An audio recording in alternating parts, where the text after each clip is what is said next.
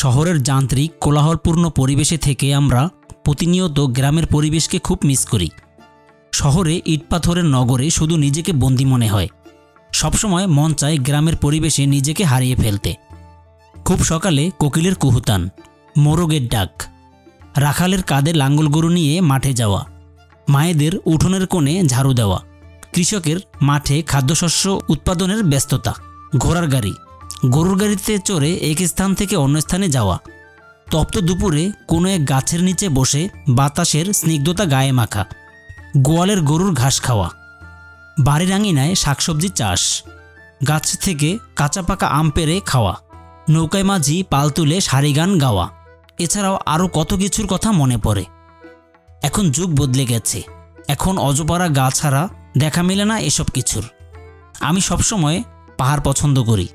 আমি বলেছিলাম যে পাহাড় ভ্রমণের পাশাপাশি বাংলাদেশের গ্রাম বাংলার প্রকৃতি এবং এর প্রকৃত রূপবৈচিত্র্য আপনাদের ঘুরে ফিরে দেখাবো। যখন গ্রাম নিয়ে ভিডিও করার কথা মাথায় আসলো তখন ভাবলাম উত্তরবঙ্গের কুড়িগ্রামের প্রকৃতি দিয়ে শুরু করব। তাই এই ভ্রমণে কুড়িগ্রামের যাত্রাপুর বাজার, রৌমারীর বলদমারা চর, ভারত বাংলাদেশ বর্ডারহাট বাজার, লালমনিরহাটের 3 বিঘা করিডোর ঘুরে দেখব। এছাড়াও এখন থেকে আমার চ্যানেলে গ্রাম বাংলার ভিডিওর পাশাপাশি দেশের আনাচে কানাচে আছে বহু চরাঞ্চল।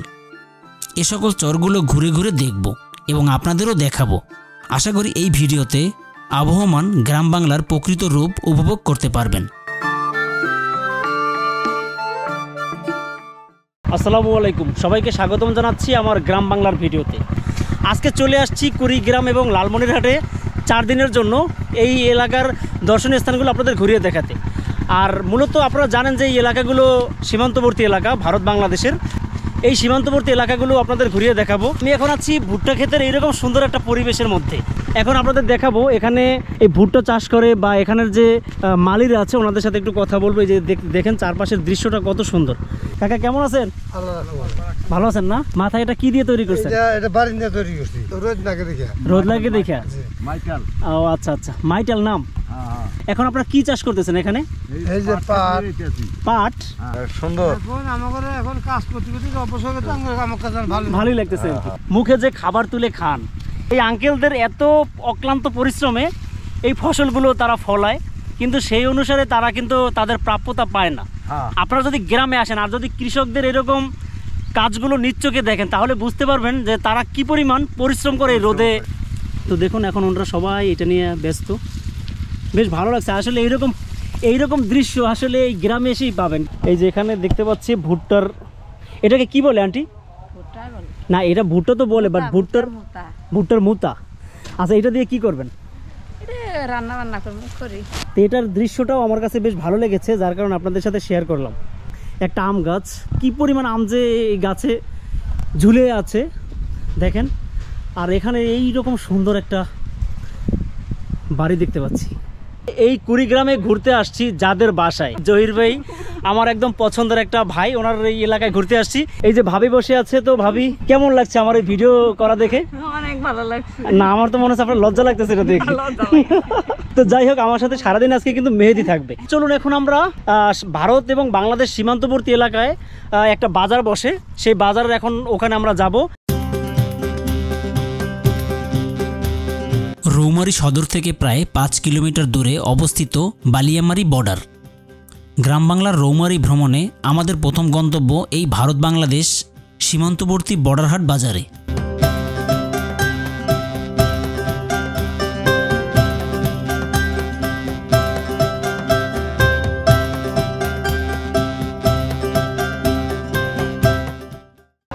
আমরা চলে আসছি ভারত বাংলাদেশ বর্ডারের সেই বাজারের এখানে। কেনাকাটা করতে যাবো। হ্যাঁ কেনাকাটা করতে। এই যে আপনাদের গলায় কার্ড দেখতে পাচ্ছি, এই কার্ড যাদের আছে তারাই শুধু এই বাজারে যেতে পারবে। ও আচ্ছা আচ্ছা। দেখছি এখানে অনেক লোকের এই কার্ড আছে, এরা সবাই আর কি ওই বাজারে যাবে। আজকে কি নিয়ে আজকে কেনাকাটা হবে? তেঁতুল আহে, সুপারি আহে, আবার মনে করেন ধনিয়া আহে, মেলা কিছু আহে, দুইটা পর্যন্ত চলে আর কি। ও আচ্ছা আচ্ছা, বুঝতে পারছি। বাংলাদেশ থেকে ভুট্টা যায় না ওইদিকে? না না না, বাংলাদেশ থেকে কিছু যায় না। মানে আপনারা শুধু ইন্ডিয়া থেকে কিনে নিয়ে আসেন? পচা সুপারি যায়, বাংলাদেশ থেকে পচা সুপারি শুধু একটা জিনিসই যায়। আর গার্মেন্টস কাপড় চোপড় কিছু যায়। ও আচ্ছা। প্লাস্টিকের কিছু পণ্য যায়, প্লাস্টিকের পণ্য যায়। প্লাস্টিকের পণ্য কিরকম যায়, মানে যে কোনো কিছু না স্বাভাবিক যায়, সব প্রোডাক্টই কিছু কিছু মিলে আর কি মনে করেন যায়, নরমালি প্লাস্টিক। এখন আমরা যারা সাধারণ পাবলিক, যাদের গলায় কার্ড নেই বা আমাদের তো কার্ড নেই, আমরা তো যেতে পারবো না। না ওখানে সাধারণ পাবলিক এলাও করে না, হয়তো দেখা যায় কৃতপক্ষ থেকে কোনো লোক মানে সাপোর্ট করলে যে কাস্টমসের লোক থাকলে ওটা বললে যাইতে দিবে, তাছাড়া সম্ভব না এইরকম না। কম মূল্যে পাওয়া যায় দেখি তো হাটে যাওয়া। ও আচ্ছা আচ্ছা, যেমন 169 আইটেম দেওয়া কথা, সেই টিমটা কোথায়? সে মাল দিতে 3টে, ফলমূল বন্ধ করে দিচ্ছে তারা। আচ্ছা ঠিক আছে, আপনারা ইন্ডিয়া কেনাকাটা করতে যাচ্ছেন, আমরা সাধারণ পাবলিক যেতে পারবো না? পারবো, স্লিপ লাগবে। আচ্ছা ঠিক আছে,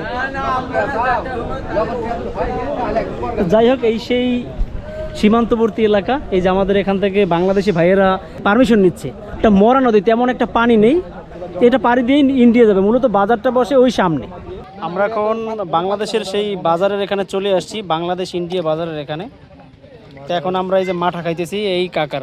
আপনারা কি এখানে কেনাকাটা করতে আসছেন বাংলাদেশ থেকে? ও আচ্ছা আচ্ছা, ও আচ্ছা আচ্ছা, এই যে মাঠা নিলাম। আর দেখেন এই যে বাংলাদেশের যে মালগুলো ওই পারে যাবে সেগুলো এখানে বস্তা করা আছে। এই যে জোস অনেক, এখানে আসলে অবশ্যই এই কাকার মাঠা খাবেন।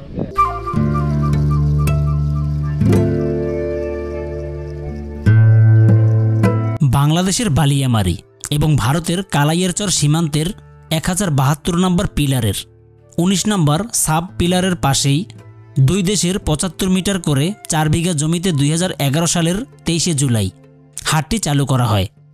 তখন থেকে সপ্তাহের প্রতি বুধবার সকাল 10টা থেকে বেলা 2টা পর্যন্ত বসত এই হাট। এরপর 2019 সালে 18 সেপ্টেম্বর বাংলাদেশ ও ভারতের বর্ডার হাট ব্যবস্থাপনা কমিটির সভায় 2 দিন হাট বসানোর সিদ্ধান্ত হয়।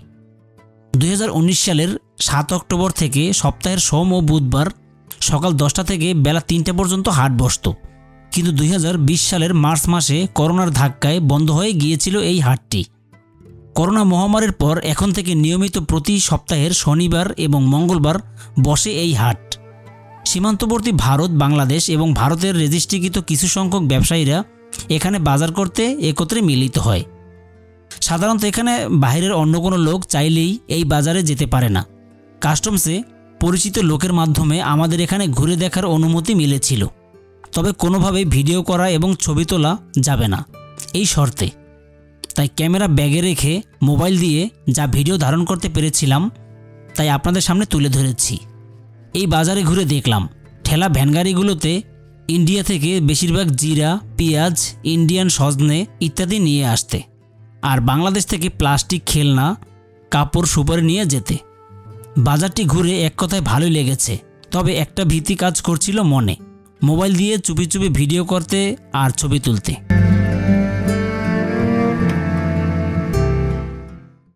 এই যে আমার পাশে এখানের ভাই ব্রাদার আছে আমাদের বাংলাদেশি, তো আসলে এখানে ভিডিও করা নিষিদ্ধ।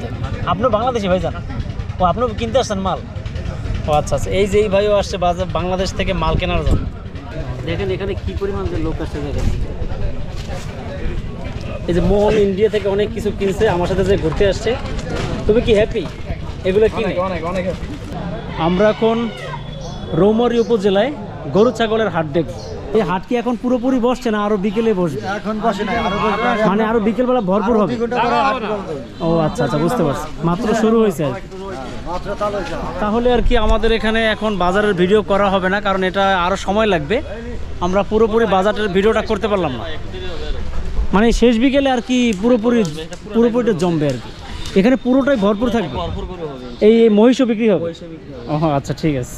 বর্ডার হাট বাজার ঘুরে অনেক ক্লান্ত হয়ে গেলাম, রোদে এত পরিমাণ তেজ, মানে শরীরে একদম ঘেমে গেছি। এই হলো মোহন, আর এখন আমরা খাওয়া দাওয়া করবো। আর এই হলো মেহেদি, ছোট মাছ, আলু ভাজি আর ডাল দিয়ে দুপুরের ভোজন পর্ব শেষ করব। তারপর আমরা বড়াইবাড়ি যুদ্ধক্ষেত্রের যে স্থানটি আছে সেই স্থানটিতে আপনাদের নিয়ে যাব।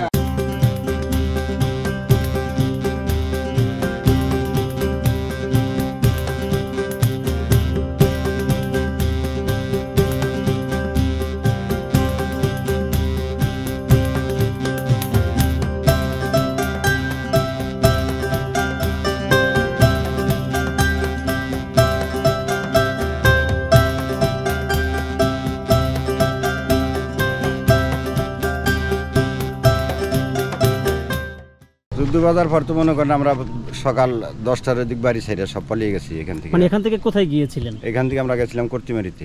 কর্তিমারি, এটাও কি এই কুড়িগ্রামের মধ্যে? কুড়িগ্রামের মধ্যে, হ্যাঁ। আচ্ছা আচ্ছা, বাজারের ওখানে চলে গেছেন আপনারা সবাই? একবারে কর্তিমারি বাজার, ডিসি রাস্তা, এখান থেকে আসছেন। এখান থেকে তারপর ভোর 5:15 ফায়ার আরম্ভ হয়েছে, তাই না?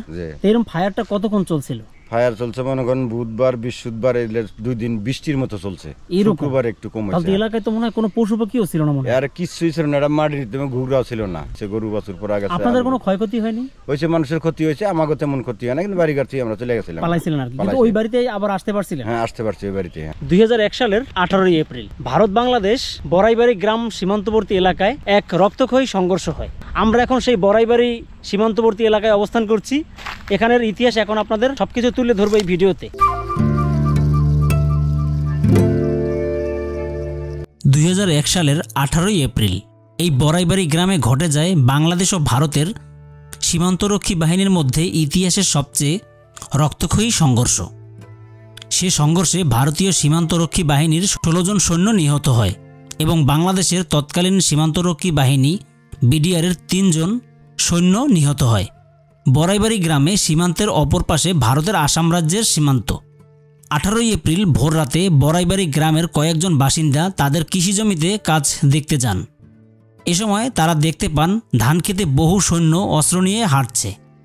এই সৈন্যদের মধ্যে কয়েকজন এসে গ্রামবাসীর কাছে হিন্দি ভাষায় জানতে চান বিডিআরের ক্যাম্প কোথায়। বাংলাদেশের সীমান্তের ভেতরে বিএসএফ ঢুকে পড়ার খবরটি বেশ দ্রুত বড়াইবাড়ি বিডিআর ক্যাম্পে পৌঁছে দেন সাইফুল আলম লাল নামের এক ব্যক্তি। তিনি নিজেও আনসার এবং গ্রাম প্রতিরক্ষা বাহিনীর প্রশিক্ষণপ্রাপ্ত। প্রত্যক্ষদর্শীদের বর্ণনা মতে ভোর 5টা থেকে তীব্র গোলাগুলির আওয়াজে প্রকম্পিত হয়ে ওঠে বড়াইবাড়ি গ্রাম ও তার আশপাশের এলাকা। প্রচণ্ড গোলাগুলিতে গ্রামবাসী তাদের বাড়িঘর ফেলে পালিয়ে যেতে থাকে। বড়াইবাড়ি বিডিআর ক্যাম্পে মাত্র 8 জন সদস্য প্রচণ্ড মনোবল এবং সাহস নিয়ে প্রথম 4 ঘন্টা লড়াই চালিয়ে গেছেন। এরই মধ্যে আশেপাশে আরও 2টি বিডিআর ক্যাম্প থেকে আরও 20 জন সদস্য বড়াইবাড়িতে আসেন। তারা গ্রামের বিভিন্ন জায়গায় অবস্থান নিয়ে বিএসএফকে প্রতিহত করে। বর্তমানে 218টি পরিবার এই গ্রামে বসবাস করছে, কিন্তু তাদের প্রতি মুহূর্ত কাটে আতঙ্ক আর উৎকণ্ঠায়। সরকার, রেড ক্রিসেন্ট ও এনজিওর দেওয়া সহায়তা নিয়ে কোনো রকমে টিকে আছে এসব পরিবার। কুড়িগ্রাম সদর থেকে বড়াইবাড়ির দূরত্ব 12 কিলোমিটার।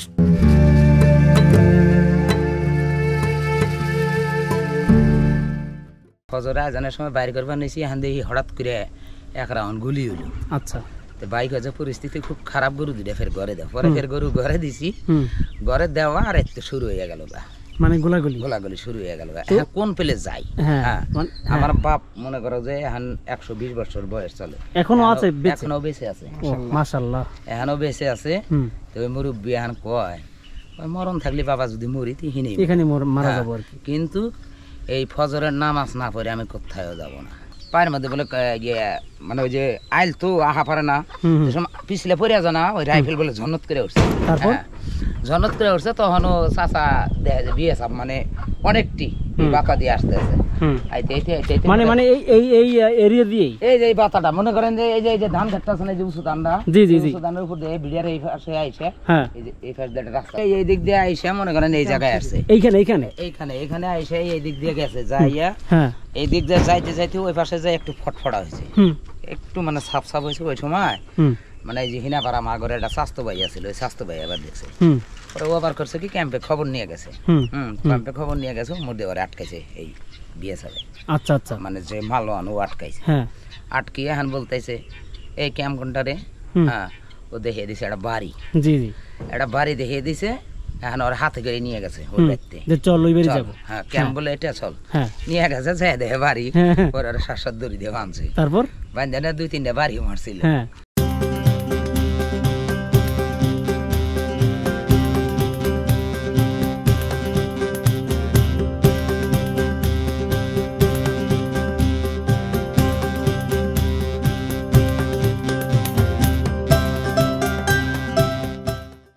আমরা চলে আসছি সেই নদীর পাড়ে। এখানে আসার পর মনে হচ্ছে এখানে কেন আগে আসলাম না। আমার মন ছুঁয়ে গেছে এই ব্রহ্মপুত্র নদের পাড়ে এসে। চারপাশের প্রাকৃতিক সৌন্দর্য এখন আপনাদের দেখাই। এই দেখুন, এখানে দেখতে পাচ্ছি অনেকগুলো জেলেদের নৌকো, আর এই পাশে হলো চর। এখন আমরা চরেও ঘুরে দেখব। এখন এই কাঠের সেতু ধরে হেঁটে হেঁটে আমরা চরের দিকে যাব। সূর্য যে পশ্চিমে হেলে পড়েছে সেটা কিন্তু আমরা দেখতেই পাচ্ছি, যেখান থেকে কিন্তু ভালোভাবে ফুটেজ দেখা যায় না। মনটা ভরে গেছে আমার এইখানে এসে। মূলত আমি এই ধরনের প্রকৃতি আমি খুঁজি, যে আমি আসলে চরে ঘুরবো। এই যে সামনে দেখতে পাচ্ছি জেলেরা মাছ ধরার জন্য বড় একটা ট্রলার নিয়ে আসছে। এখানে এত পরিমাণ বালু, মনে হচ্ছে কোনো মরুভূমির মধ্যে চলে আসছি। এই চরে যখন আসছি অবশ্যই এই চরে ঘুরে দেখব, কিন্তু এই পর্বে সব দেখাতে পারবো না, যেহেতু এখন সন্ধ্যা হয়ে গেছে। এই যে চরের মানুষ। কোথায় যাচ্ছেন দাদা? বাড়িতে যাইতেছি। এই যে কি সুন্দর গান বাজতেছে। বাড়িতে যাচ্ছেন? বাড়ি কোথায় দাদা? এই তো টানে এখানেই। কোথায় গেছিলেন আপনি? চরে খেতে গেছিলাম। মানে ঘাসগুলো নিয়ে আসছেন এখন গরু ছাগলকে খাওয়ানোর জন্য? হ্যাঁ, গরু ছাগলে ছিলাম, মহিষ রয়েছে চরে। চরের নাম কি? এটা বলদমারা। বলদমারা। এই চরটা কি অনেক অনেক বিশাল চর? হ্যাঁ, বিশাল চর। এবং এখানে বাড়ি ঘর আছে কেমন? হালকা পাতলা। ওইদিকে নাই বাড়ি? ওমর ওভার আছে, এপার নাই। এপার নাই না, মানে নদী পাড়ি দিয়ে যাইতে হবে? হ্যাঁ, নদী পাড়িতে জানাবো। ও, আজকে তো আর হচ্ছে না। আপনার নাম কি দাদা? আমার নাম আব্দুল হাকিম। হাকিম ভাই। তো দাদা ভালো থাকবেন, আল্লাহ হাফিজ। এই চরের প্রাকৃতিক সৌন্দর্য আপনাদের আগামী পর্বে দেখাবো। দেখতে পাবেন চরের মানুষের জীবন জীবিকা, এখানে তাদের কর্মব্যস্তময় জীবন। ভিডিওটি এখানে শেষ করে দিব, আর আগামী পর্বে আবারও দেখা হচ্ছে কুড়িগ্রামের এই চরের ভিডিও।